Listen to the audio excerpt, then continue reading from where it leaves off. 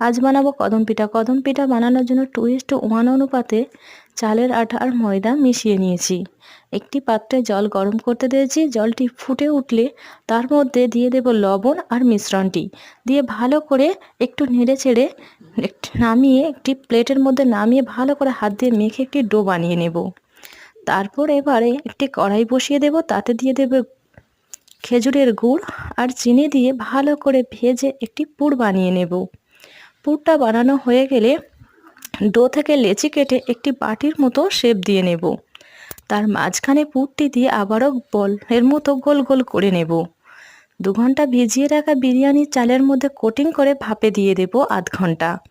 আধ ঘন্টা পর ঢাকা খুলে একটি চামচের মধ্যে সাফরান আর জল দিয়ে গুলে নিয়ে মাঝখানে দিয়ে দেব কদম পিঠার উপর। তারপর নামিয়েই পরিবেশন করব কদম পিঠা।